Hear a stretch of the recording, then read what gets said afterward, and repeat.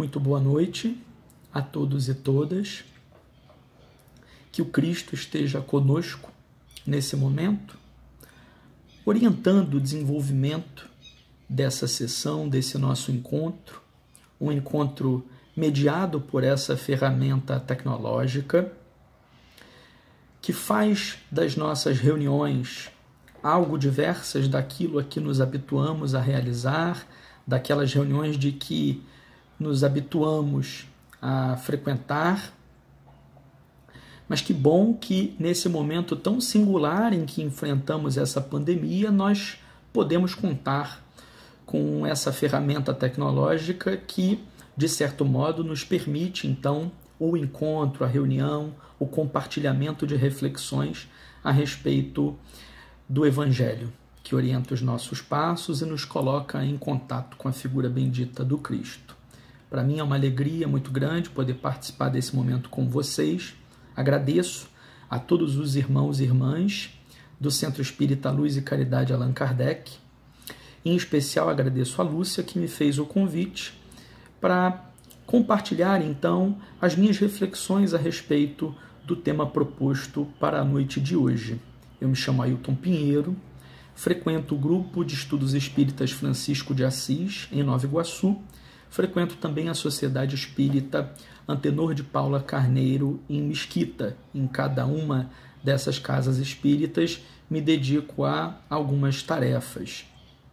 E na noite de hoje me foi proposto então a conduzir simples reflexões relativas aos itens 11 e 12 do capítulo 24 de O Evangelho segundo o Espiritismo. O capítulo 24 tem como título Não ponhais a candeia debaixo do alqueire, e os itens 11 e 12 fazem referência então a um trecho evangélico comentado por Kardec, intitulado Não são os que gozam saúde que precisam de médico. Antes de passar a leitura do próprio Evangelho, e a partir daí então tentar encadear algumas reflexões relativas a esses itens, a essa passagem, eu gostaria de provocá-los em torno da seguinte experiência. Há alguns anos atrás, na casa espírita que frequento, me deparei com o afastamento de um irmão muito querido dos nossos círculos, das nossas reuniões, da nossa casa. E me recordo que naquele momento o afastamento desse irmão me surpreendeu e preocupou, porque identificava nele um irmão valoroso e, o mais importante, alguém dotado de faculdades mediúnicas muito destacadas. Naquele momento em que recebi a notícia de que aquele irmão havia optado por desvincular-se das fileiras do movimento espírita para associar-se a um outro grupamento religioso, fiz de mim para mim mesmo a seguinte indagação: como é possível que alguém que tenha vivido a experiência de conhecer o Consolador prometido, alguém que tenha se debruçado sobre o estudo da doutrina e, mais importante do que isso, tenha vivido a experiência mediúnica na própria pele, como esse mediador das inteligências desencarnadas conosco, inteligências encarnadas. Como um irmão ou irmã que tenha vivido tal experiência pode, por razões desconhecidas, optar por afastar-se das fileiras do espiritismo, por desvincular-se do nosso movimento, já que, para nós, trata-se a doutrina e trata-se o nosso movimento, né, como roteiro seguro, como caminho luminoso desse desafio de reencontro com o Cristo, de reencontro com a divindade e, portanto, de iluminação dos nossos próprios destinos, de construção de uma felicidade duradoura para todos e todas nós. Se eu tinha para mim, naquele momento, essa certeza gravada com tanto vigor no coração, Isso me suscitou, o afastamento desse irmão me suscitou então essa reflexão. Como isso é possível? Como Cristo, como os espíritos superiores que orientam a nossa trajetória podem permitir que um evento dessa ordem se dê? E eu faço essa provocação a partir de questões que desenvolveram-se dentro de mim mesmo e que procurei responder a partir da reflexão, do estudo da doutrina, porque, de algum modo, o capítulo ou os itens 11 e 12 do capítulo 24, que se encontram sob a nossa análise na noite de hoje, eles nos oferecem possibilidades de resposta a essa inquietação que eu expressei de mim para mim mesmo em algum momento e que talvez alguns dentre vocês já tenham também vivenciado. Como irmãos e irmãs encarnados que conheceram a doutrina e, mais importante do que isso, tiveram a oportunidade de viver a mediunidade, foram, de algum modo, contemplados com essa faculdade magnífica, podem simplesmente abrir mão do seu exercício em benefício de uma outra direção às suas vidas. E a resposta necessariamente será encontrada no Evangelho, e aí eu passo então a leitura do item 11, onde se lê um trechinho, 2 versículos precisamente, do Evangelho de Mateus. Registra Kardec no item 11, referindo-se ao Evangelho de Mateus. Estando Jesus à mesa em casa desse homem, Mateus, vieram aí ter muitos publicanos e gente de má vida, que se puseram à mesa com Jesus e seus discípulos. O que fez que os fariseus, notando-o, dissessem aos discípulos: como é que o vosso mestre come com publicanos e pessoas de má vida? Tendo-os ouvido, disse-lhe Jesus: não são os que gozam saúde que precisam de médico. Mateus, capítulo 9, versículos 10 a 12. A reflexão sobre essa curta passagem do Evangelho merece a nossa atenção mais detida, porque trata-se de passagem revestida de muita significação. É passagem que mobiliza símbolos muito importantes que merecem o nosso olhar para que nós nos tornemos capazes de extrair daí todas as lições possíveis desse pequenino trecho do Evangelho. Em primeiro lugar, seria importante que nós nos detivéssemos na figura de Mateus, que não só registrou tal passagem no Evangelho, como era aquele que recebia o Cristo na oportunidade em que esse evento se deu, em que essa afirmação do Cristo foi proferida. Quem era Mateus?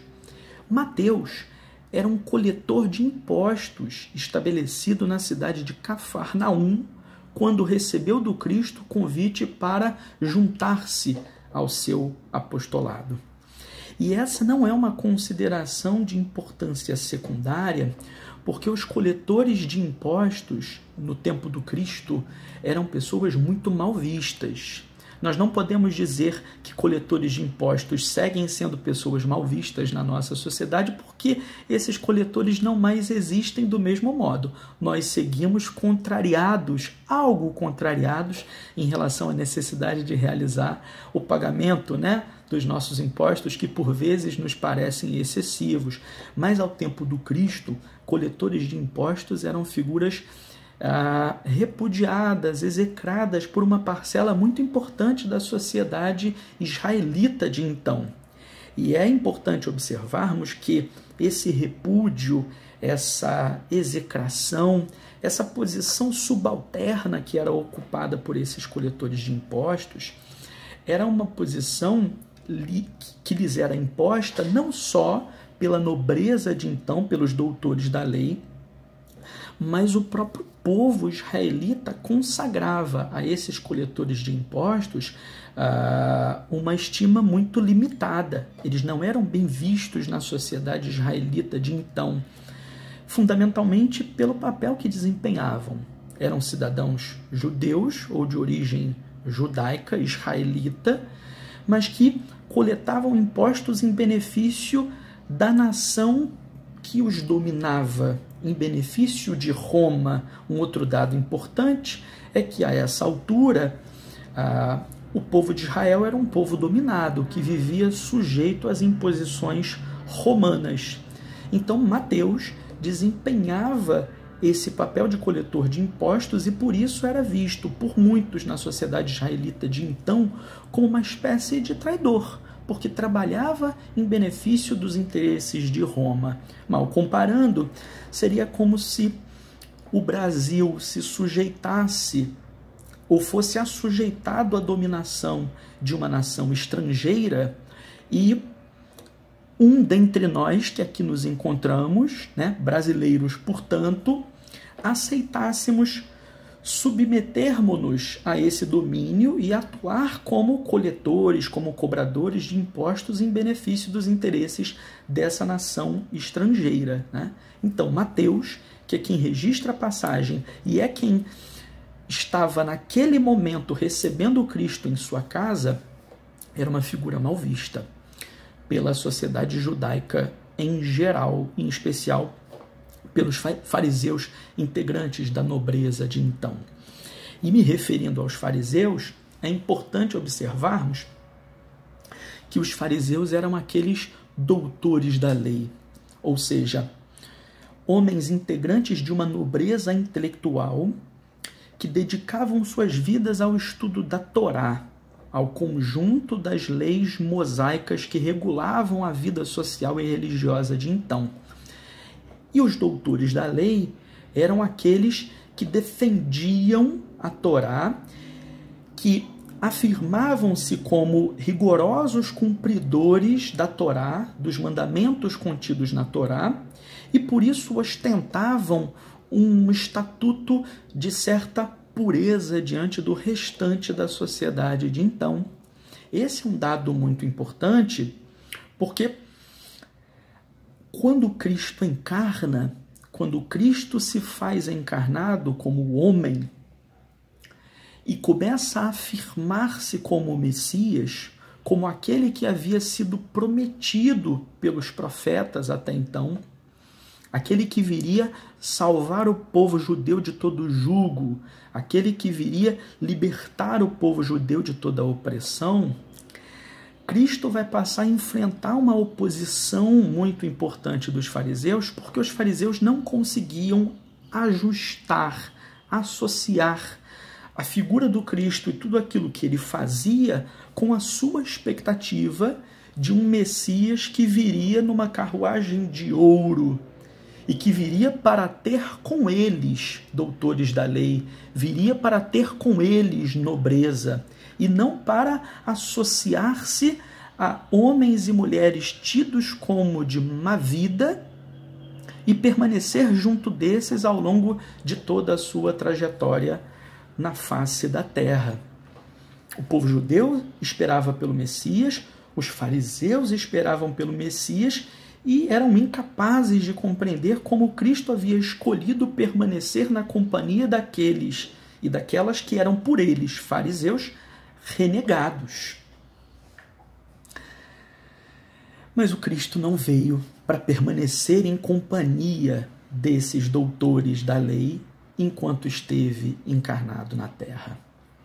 O Cristo se fez acompanhar pelos mais simples dentre os simples de Israel. Cristo permaneceu por toda a sua vida sem negar assistência a quem quer que fosse, sem deixar de atender a quem quer que fosse, mas Cristo permaneceu por toda a sua vida rodeado pelos simples, pelas prostitutas, pelos publicanos, em contato com samaritanos, portanto, em contato com aqueles que eram vistos como indivíduos de segunda categoria, por parte da elite de então. E os fariseus não conseguiam compreender como assim o Messias teria encarnado, teria vindo para ter com os impuros e não com eles que ostentavam externamente expressões de pureza e de rigoroso cumprimento da lei. E então, nessa oportunidade cheia de significado, né, registrada no Evangelho de Mateus, Cristo se encontra na casa de Mateus, na casa de um coletor de impostos, em companhia de outros coletores de impostos e de pessoas tidas como pessoas de má vida, é provocado pelos fariseus e diz então: não são os que gozam de saúde que precisam de médico. Em outras palavras, não são os puros que podem purificar-se, são os impuros que podem purificar-se. E essa passagem, ela merece reflexão detida da nossa parte, porque à primeira vista nós poderíamos nos orientar pela conclusão precipitada de que o Cristo estaria reforçando então o atributo de pureza dos fariseus e dizendo que eles, fariseus, não dependiam da companhia do Cristo porque já estavam puros e que Cristo permaneceria em companhia dos impuros para que pudesse então purificá-los.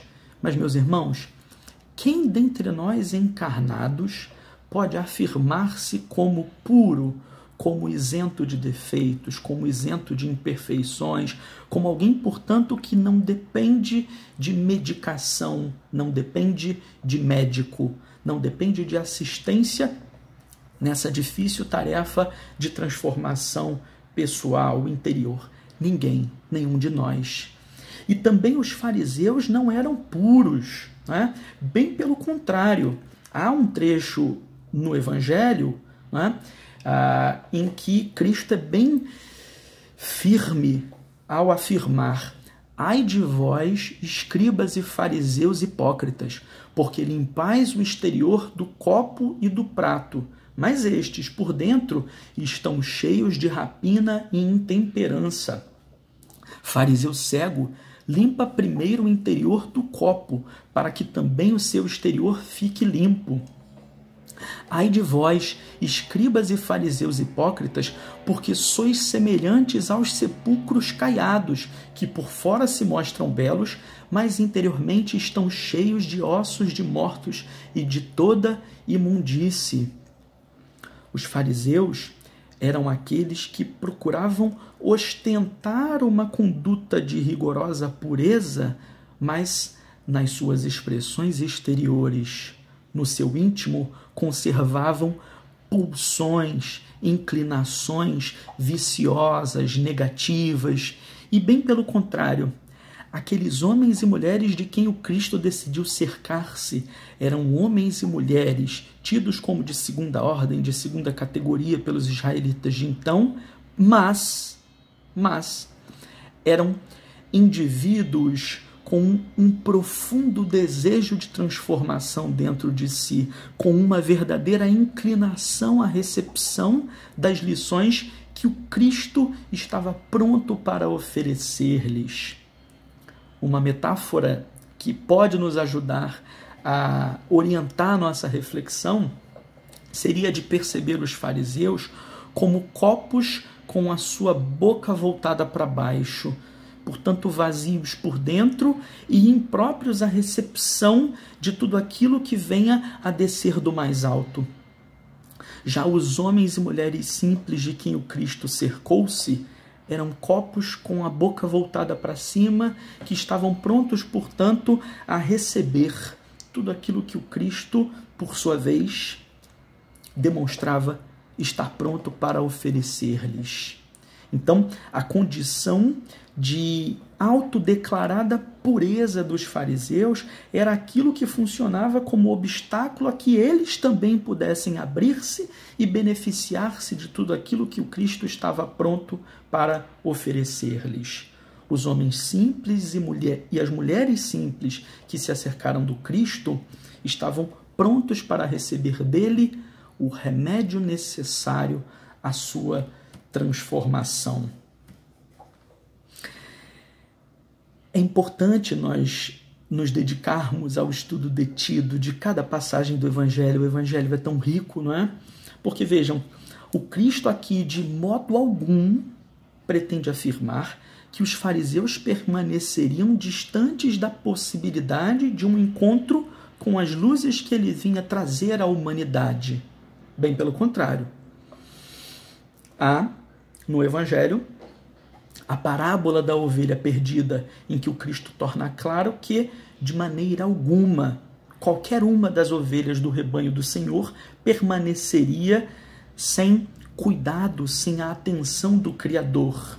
Entretanto, Cristo afirma e mostra durante todo o seu apostolado que é necessário que nós estejamos abertos à recepção dos seus ensinamentos, abertos à recepção da cura que ele veio promover em nosso benefício.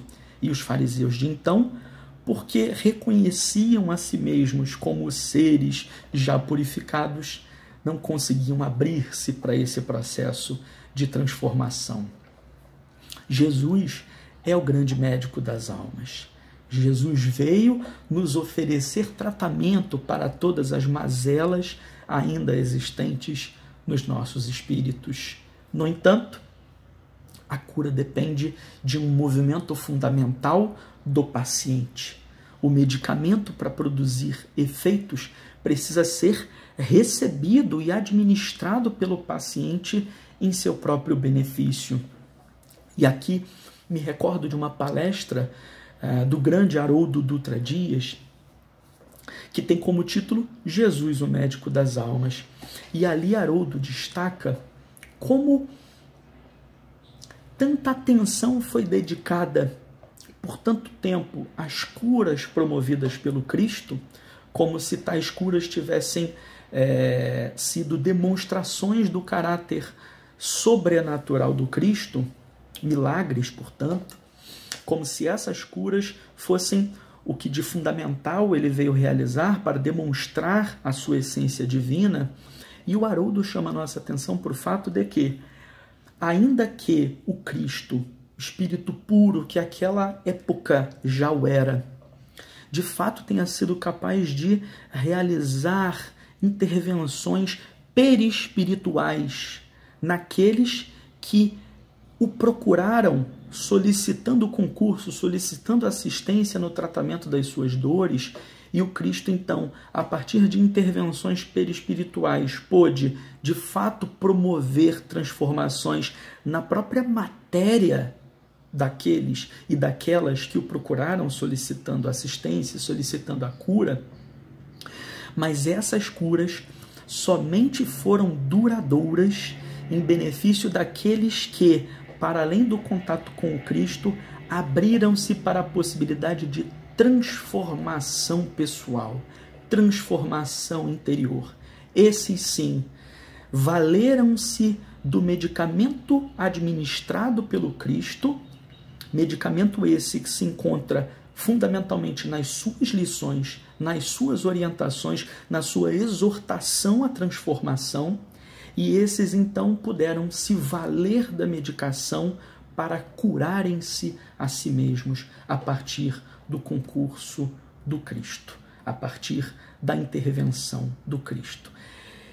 E aí o Haroldo conclui dizendo: mesmo esses acabaram desencarnando, o que prova que as curas que o Cristo promoveu enquanto encarnado foram curas orientadas não por uma subversão das leis naturais, não pela tentativa de demonstração de um caráter sobrenatural do próprio Cristo, mas pelo contrário, como mais uma expressão do seu convite à nossa redenção.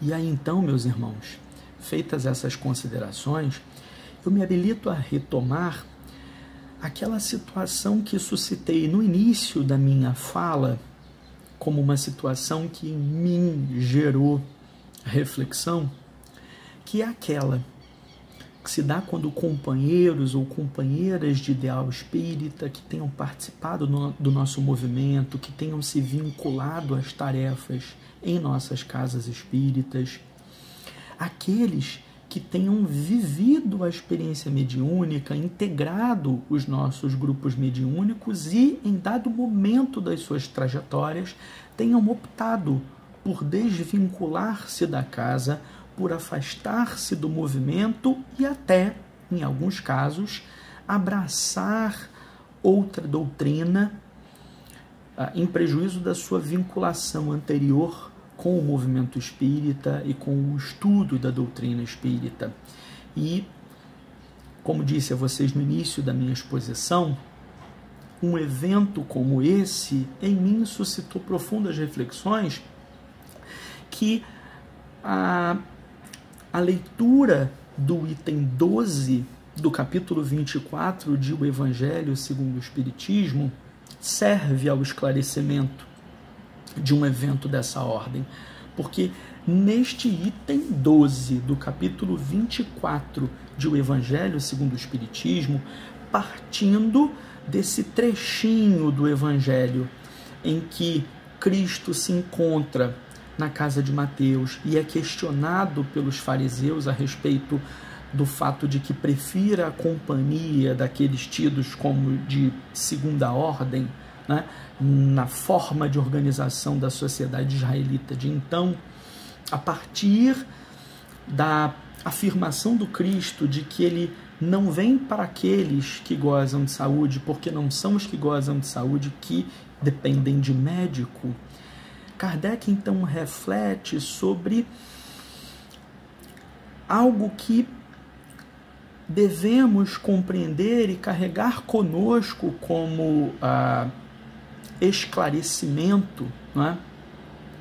Que é o fato de que, no decorrer das nossas vidas, durante as nossas encarnações, nós recebemos do mais alto um conjunto de aptidões, de habilidades, de competências que vamos desenvolvendo em razão das nossas escolhas, mas essas competências, habilidades, essas aptidões, elas não nos são concedidas como resposta ao fato de que já sejamos relativamente desenvolvidos ou que estejamos aperfeiçoados para dar-lhes destinação necessariamente proveitosa. Bem pelo contrário, nós espíritas sabemos que todos e todas fomos criados simples e ignorantes.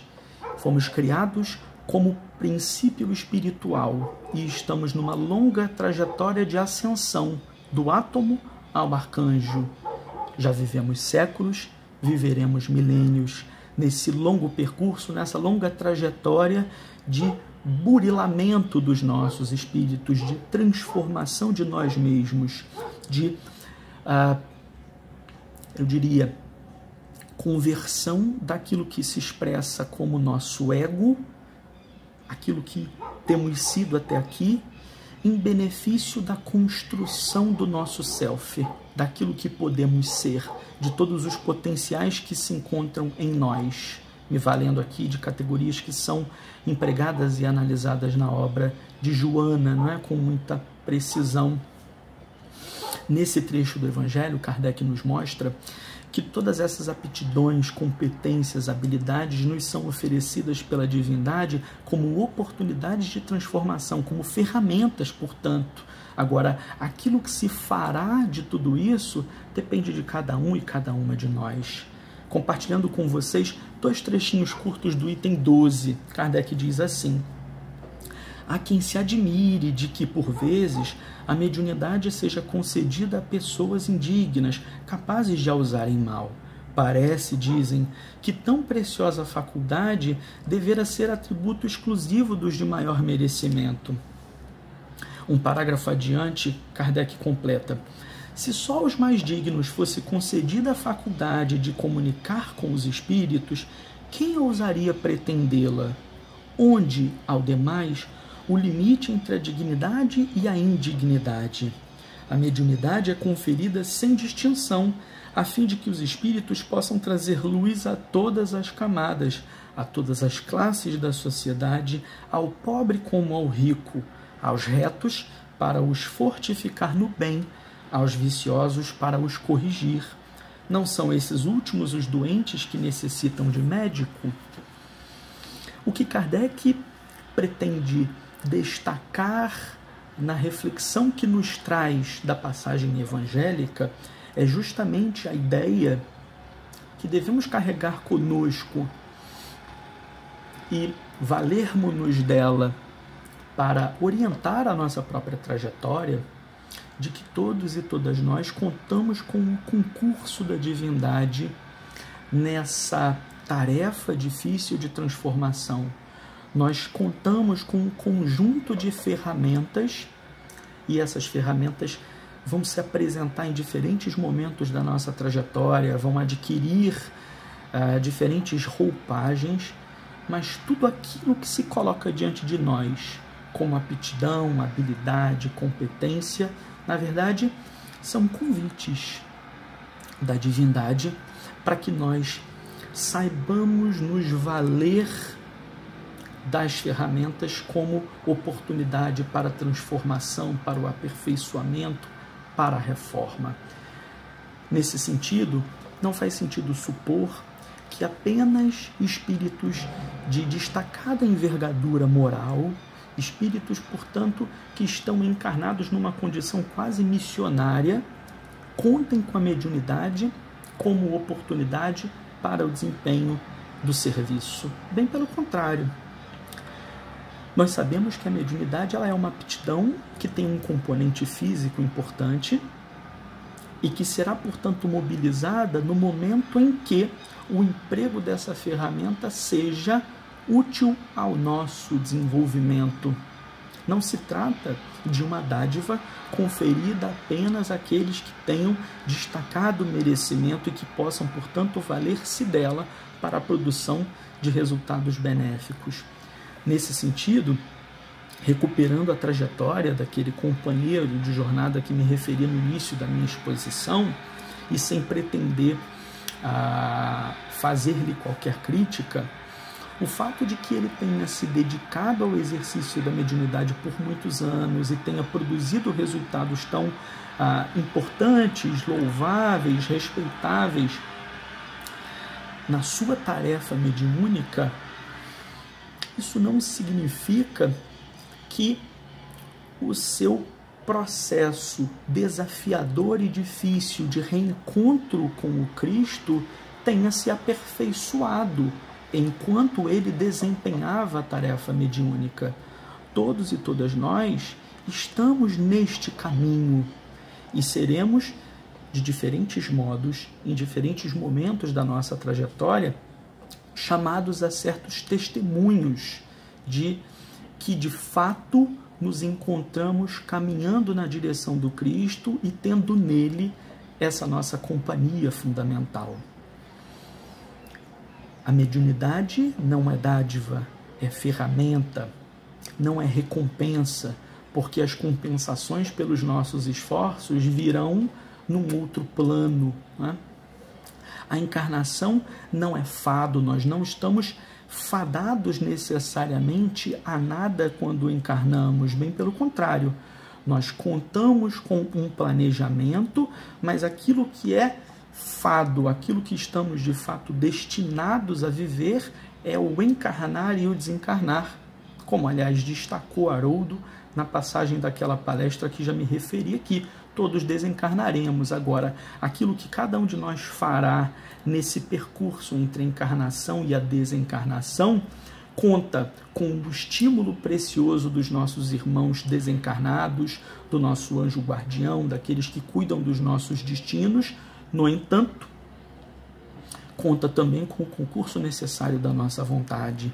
E não é porque alguém se dedicou à mediunidade e dispõe dessa aptidão, dessa habilidade de modo ostensivo, que esse sujeito, de fato, ostenta uma condição moral destacada e que necessariamente poderá valer-se dessa habilidade sempre em benefício da produção de resultados positivos. Devemos ter respeito pela condição espiritual de cada um e cada uma de nós e sermos rigorosos na busca pela transformação interior que nos cabe a nós mesmos. Nesse sentido, meus irmãos, e já me endereçando aqui para o final da minha abordagem, eu gostaria de ler um capítulo do livro Jesus no Lar, que a mim me parece servir como ilustração dessas reflexões que eu procurei compartilhar com vocês na noite de hoje. É o capítulo 9 do livro Jesus no Lar, que tem como título O Mensageiro do Amor. Registra-se aqui o seguinte: falava-se na reunião com respeito à preponderância dos sábios na terra, quando Jesus tomou a palavra e contou sereno e simples. Há muitos anos, quando o mundo perigava em calamitosa crise de ignorância e perversidade, o poderoso Pai enviou-lhe um mensageiro da ciência com a missão de entregar-lhe gloriosa mensagem de vida eterna. Tomando forma nos círculos da carne, o esclarecido obreiro fez-se professor e, sumamente interessado em letras, apaixonou-se exclusivamente pelas obras da inteligência, afastando-se enojado da multidão inconsciente e declarando que vivia numa vanguarda luminosa, inacessível à compreensão das pessoas comuns. Observando-o incapaz de atender aos compromissos assumidos, o Senhor compassivo providenciou a viagem de outro portador da ciência, que, decorrido algum tempo, se transformou em médico admirado.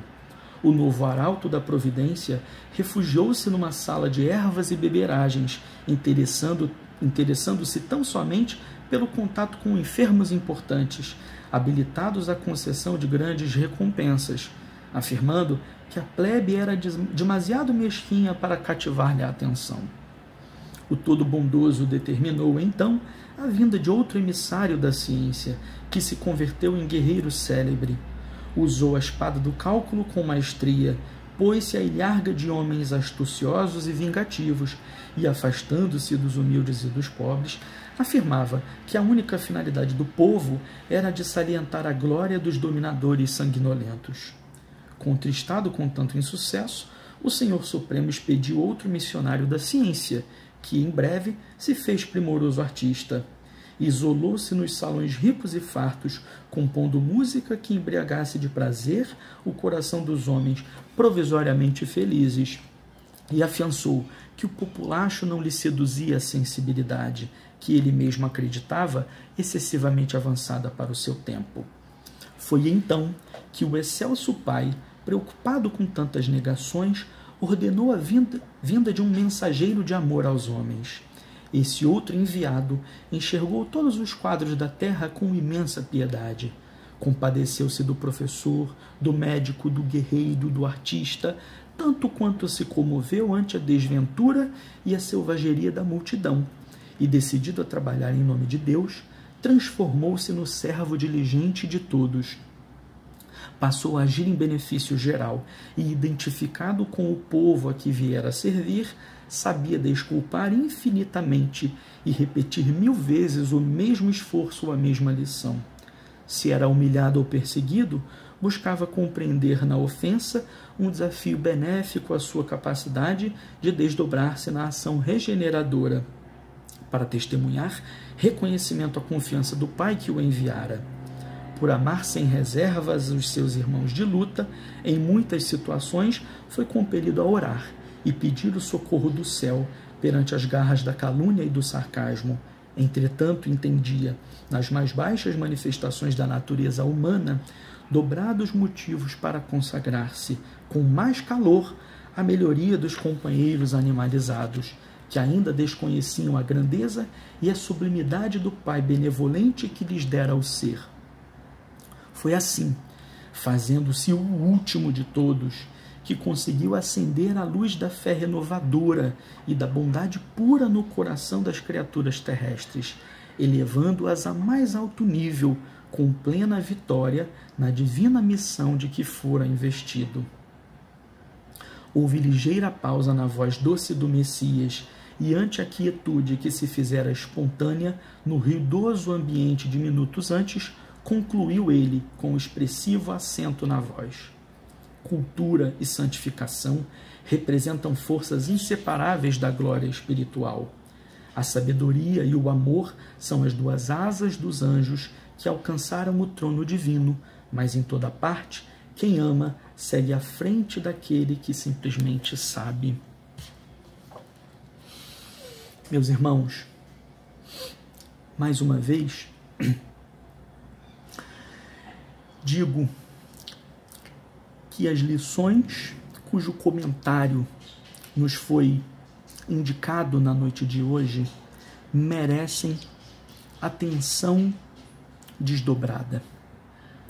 Nessa passagem, Cristo nos convida ao reconhecimento da importância da humildade, da importância de nos conservarmos sempre como aqueles que o seguiram, permanecendo como copos virados para cima, capazes, portanto, de receber do mais alto as inspirações para o afloramento das melhores capacidades, competências, habilidades para o nosso desenvolvimento, para o nosso autoaperfeiçoamento. Que nós sigamos adiante conservando em nós essa postura de aprendizes, essa postura dos simples, dos mansos, que o Cristo apontou, que são aqueles que herdarão a terra. Que nós consigamos nos manter como os discípulos, verdadeiros discípulos do Cristo, que seguem orientando-se pelos seus passos, sem jamais pretender ostentar na terra uma condição de pureza que não nos é lícita ostentar, porque puros não somos, porque se aqui nos encontramos, estamos na condição daqueles que receberam do mais alto ferramentas necessárias à sua transformação. No caso daqueles que se dedicam à tarefa mediúnica, o cuidado deve ser redobrado, porque a tarefa consagra em si mesma uma enorme responsabilidade. Nós devemos nos comportar, portanto, não como aqueles que receberam uma espécie de recompensa por uma condição moral destacada, elevada, mas como aqueles que contam com ferramenta fundamental para a sua transformação. E é fundamentalmente isso o que entendo ter sido desenvolvido por Kardec no item 12 do capítulo 24 de O Evangelho segundo o Espiritismo. É isso, ou são essas as reflexões, as considerações que eu gostaria de ter compartilhado com vocês na noite de hoje e que o fiz aqui, e espero que, apesar da simplicidade, da singeleza das palavras, eu tenha podido inspirar em todos e todas vocês boas reflexões. Nós seguimos em contato, se Deus quiser teremos outras oportunidades no futuro para compartilhar uns com os outros ideias, impressões, reflexões sobre a nossa doutrina de amor e luz. E assim, então, encerro e me despeço, agradecendo mais uma vez pela oportunidade, que é sempre uma oportunidade muito maior para nós que estamos aqui falando do Evangelho, porque o ouvido mais próximo é sempre, em primeiro lugar, o nosso próprio ouvido. Então, que essas lições possam vibrar também no meu coração e me orientar no rumo da minha própria transformação, da minha própria elevação, do meu próprio reencontro diuturno, cotidiano, permanente com o Cristo. Obrigado mais uma vez a todos e todas vocês. Muita paz para todos e todas nós.